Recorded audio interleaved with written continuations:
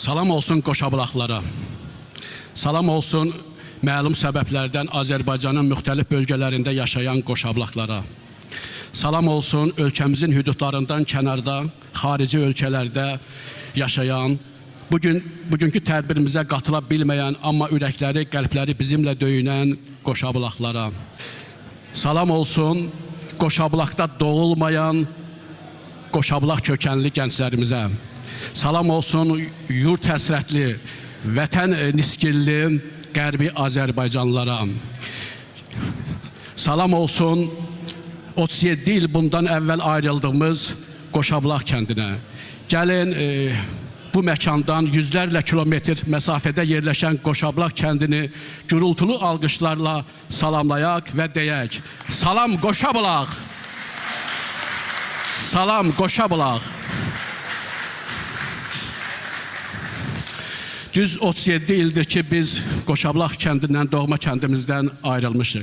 Bu nə deməkdir? Bu o deməkdir ki bugün yaşı 37 yaşdan aşağı olan insanlarımız Qoşabılağı görməyiblər. Ona görə də biz nəslin, Qoşabılaqda böyüyən, Qoşabılaqda doğulan, Qoşabılaqda böyüyən nəslin vəzifə borcudur ki, Qoşabılaq haqqında tarixi həqiqətləri, Qoşabılaq cəmaatının yaşayış tərzini, fəaliyyətini, adət-ənənələrimizi bu cavan gənclərə ötürək və onlar da öz növbəsində özlərindən sonra gələn nəslə bu məlumatları ötürsünlər.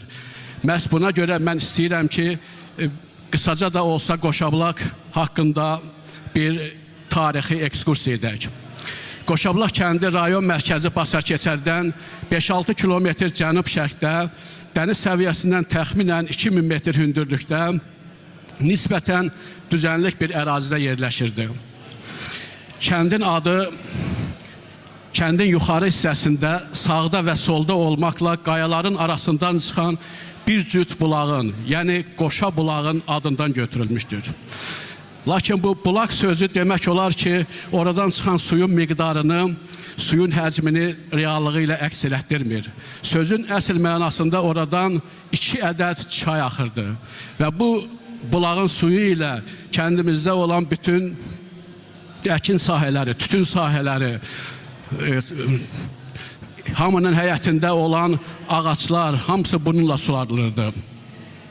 Hətta belə söyləyirlər ki, bu iki bulağın suyunu birləşdirəndə vaxtı ilə həmən kənddə olan 10-a yaxın su dəyirmanını eyni vaxtda işlətmək mümkün olurmuş. Qoşabılaq qədim tarixi kənddir və orada 3-cü, 5-ci əsrlərdə qədim Alban türklərinin yaşamasını sübut edən çoxlu dəlillər vardır.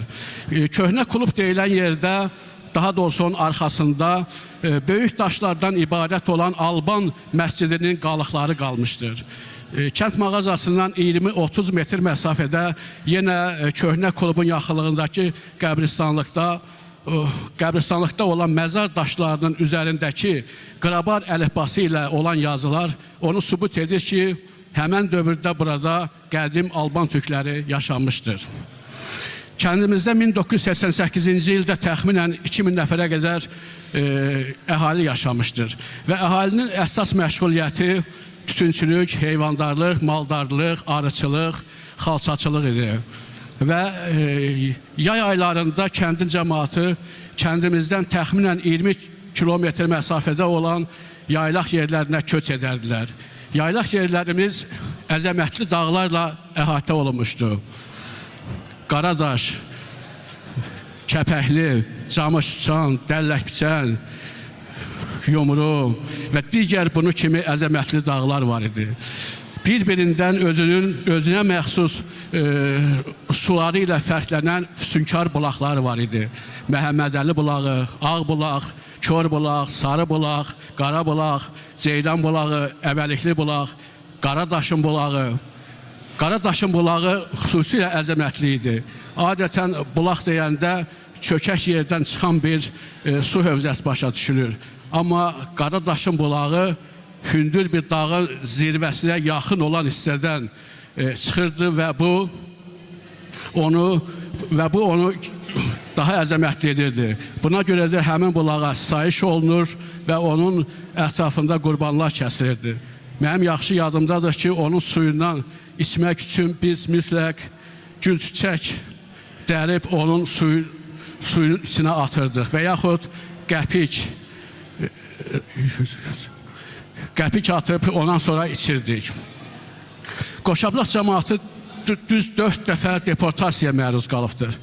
Birinci deportasiya 1905-1907-ci ildə baş vermişdir və həmin deportasiya vaxtı kəndin əhalisinin bir hissəsi Şəmkir və Goranboy rayonlarına köç etməli olmuşlar. İkinci deportasiya 1918-1920-ci illərdə baş vermişdir və bu deportasiya zamanı kəndin əhalisi əsasən Şəmkir, Kəlbəcər, Gədəbəy və Samux rayonlarında məskunlaşmışlar. Üçüncü deportasiya 1948-1953-cü illərdə baş vermişdir. Həmin dövrdə kənddə yaşayan 120 ailədən 70-i məcburən Tərtərin Borsunlu kəndinə deportasiya edilmişdir. Onlar burada yerli iqlim şəraitinə uyğunlaşmadıqlarına görə bir müddətdən sonra geri qayıtmışlar və yalnız 2 ailə orada yaşamağa davam etmişdir. Dördüncü deportasiya isə 1988-ci ildə baş vermişdir. Həmin dövrdə bilirsiniz ki, Qarabağ bölgəsində ermənilər mitinglər keçirirdilər və Qarabağın Ermənistana birləşməsini tələb edirdilər. Və mənim yaxşı yadımdadır ki, 1988-ci ildə ermənilərin keçirdikləri bu mitinglərə cavab olaraq Basakəçər-Zoz avtomagistralının üzərində Nərimanlı kəndinin yaxınlığında da Göyçə mahalı böyük bir miting təşkil edir. Mən özüm o mitingdə iştirak eləmişəm. Həmin mitingdə şüarlar nə idi? Dağlıq Qarabağ Azərbaycanın ayrılmaz tərkib hissəsidir. Göyçəyə muxtariyyat. Bu mitingdən sonra Ermənistan dövlətinin təzyiqləri ilə Azərbaycan kəndlərinə erməni qulduru silahlarının basqınları intensivləşdi. Və buna görə də kənd cəmaatı gecələr kəndin ətrafında postlar quraraq kəndi mühafizə etməyə başladılar. Amma qüvvələr nisbəti bərabər deyildi. Və nəhayət 1988-ci ilin noyabr-dekabr aylarında bütün qərbi Azərbaycanlılar kimi Qoşablaq cəmaatı da köçməyə məcbur oldu. Qoşablaq cəmaatı əsasən Azərbaycanın İsmayıllı, Göygöl, Tərtər, Şəmkir, Yevlax, Zaqatala rayonlarına, o cümlədən Bakı, Mingəçevir və Gəncə şəhərlərinə köç etdilər. Baxın, görün, çox da böyük olmayan bir kəndin əhalisi neçə yerə parçalanmış oldu. Hələ xarici ölkələrə hələ köç edib yaşayanları demirəm. Və bunun nəticəsidir ki, indi kənddə bir-birinə doğma olan, bir-birinə qohum olan, qonşu olan insanlar bir-birindən ayrı düşdülər. Və indi həmin insanların övladları və yaxud nəvə nəticələri demək olar ki, bir-birlərini tanımırlar. Bu çox böyük bir fəlakətdir. Bu, ermənilərin xalqımıza qarşı törətdiyi mənəvi soyqırımdır. Nəhayət, 44 günlük vətən müharibəsindən sonra Müzəffər Ali Başkomandanın rəhbərliyi altında ordumuz Qarabağı işğaldan azad etdikdən sonra Qərbi Azərbaycanlıların da öz tarixi vətənlərinə dönmək qayıdışı gündəmdə oldu. Biz mütləq Dədəbaba torpaqlarına qayıtmalıyıq. Bu bizim tələbimizdir. Bizim tələbimiz haqlıdır, ədalətlidir. Çünki beynəlxalq qanunlara söykənir.